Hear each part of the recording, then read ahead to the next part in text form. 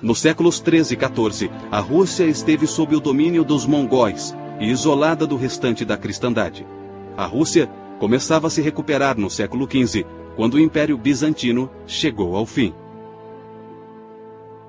Então era natural que essa grande nação ortodoxa se tornasse a sede principal da Igreja Ortodoxa. No século XVII, o patriarcado foi abolido por Pedro, o Grande, da Rússia. A Igreja conseguiu manter uma rede de seminários e mosteiros, mas ela sobreviveu principalmente graças à profunda devoção do povo russo. Para compreender a história do catolicismo romano no período medieval, precisamos voltar à nossa história do cristianismo ocidental da época, quando nações-estado da Europa Ocidental começavam a surgir. A Idade Média é chamada de Idade da Fé. Podemos até dizer que foi uma era de intenso entusiasmo religioso. A Igreja não via com bons olhos alguns novos movimentos religiosos. Seu poder era cada vez mais ameaçado. A Igreja, às vezes, pedia às autoridades seculares que forçassem os dissidentes a capitular, sob ameaça de penas civis que incluíam a pena de morte. Mas alguns católicos estenderam a mão a esses movimentos dissidentes. 2 homens em particular, Domingos e Francisco, romperam com a vida monástica e reuniram a seu redor comunidades de irmãos ou frades. Esses homens atuavam como pregadores itinerantes. Eles se sustentavam pedindo esmolas. Não levavam a vida respeitável e estável da reclusão no mosteiro.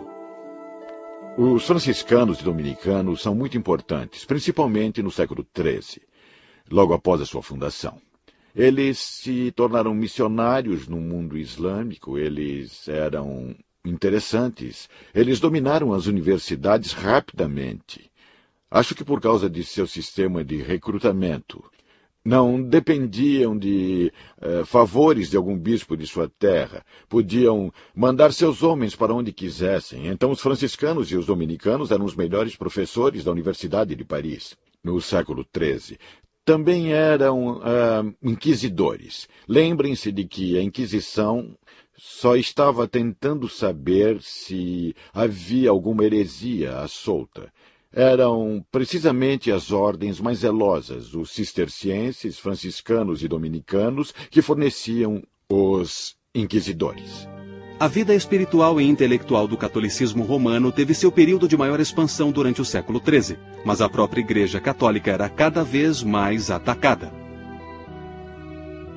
A hierarquia católica era criticada não apenas pelas autoridades seculares que queriam seu lugar.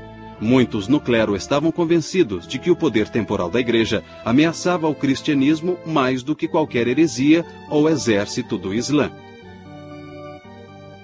Ninguém negava que as autoridades da Igreja muitas vezes abusavam de seu poder. O que era ainda pior, vários desses abusos eram motivados pela necessidade financeira da Igreja. Foi nesse clima volátil que o monge agostiniano da Alemanha denunciou com veemência os abusos da Igreja. Acima de tudo, esse monge rejeitava a ênfase católica nos rituais religiosos e defendia que bastava a fé na salvação efetuada por Cristo. Lutero, a princípio, não pretendia abandonar a Igreja Católica, mas a Igreja o condenou como herege e em 1521 Lutero foi excomungado. Com o Papa Paulo III, o Concílio de Trento teve 3 sessões, de 1545 a 1563.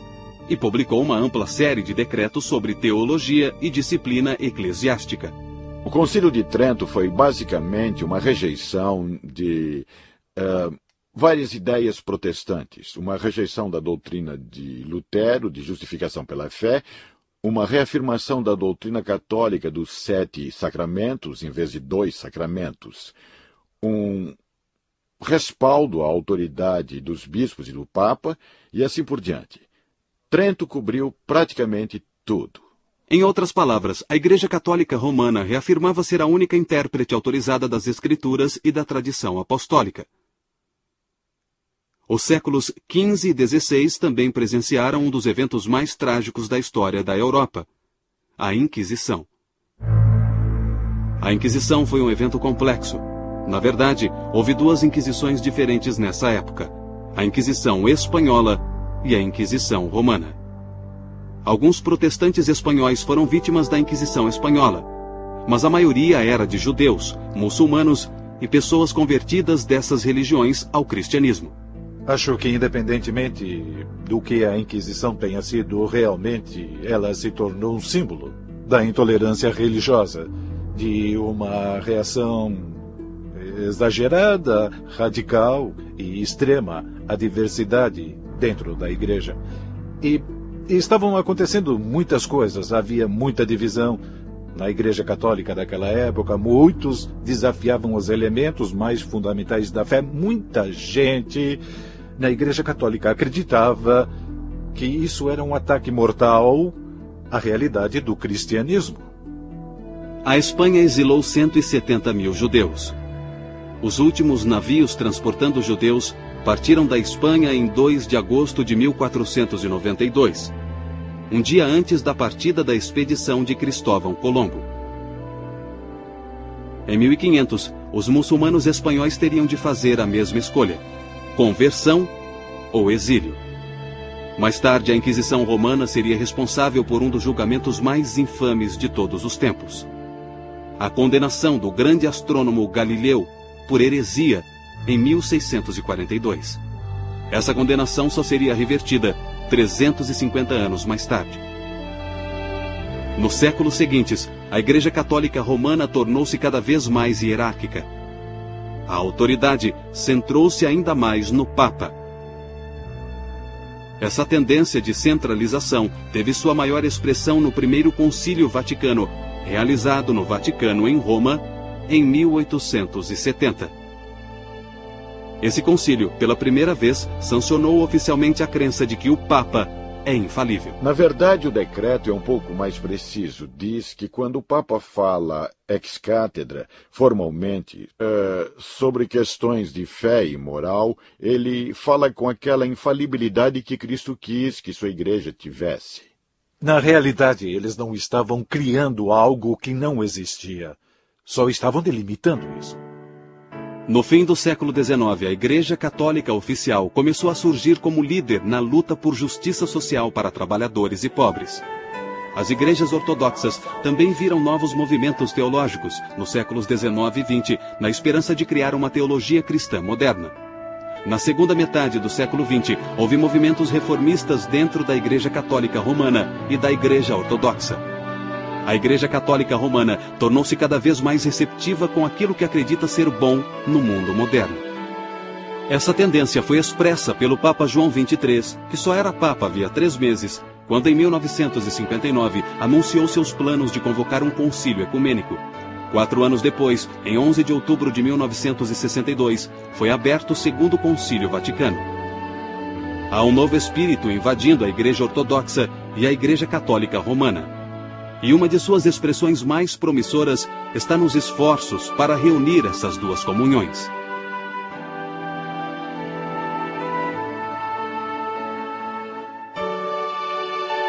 Apesar dos esforços de religiosos e teólogos de ambas as comunidades, a Igreja Ortodoxa e a Igreja Católica Romana continuam divididas por questões de crença e costume.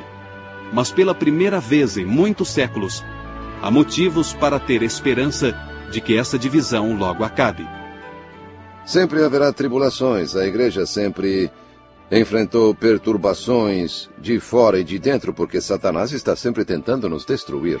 Quando contemplamos a história da salvação, há 2 histórias: a história da graça e a história do pecado. E essas 2 histórias interagem constantemente. Acreditamos que com a morte e ressurreição de Jesus, temos uma garantia do triunfo da história da graça. No final, a vontade de Deus prevalecerá. No final, o reino de Deus se estabelecerá e triunfará. No final, o mal será banido. Mas enquanto vivermos na história, estaremos vivendo com essas 2 histórias, a da graça e a do pecado.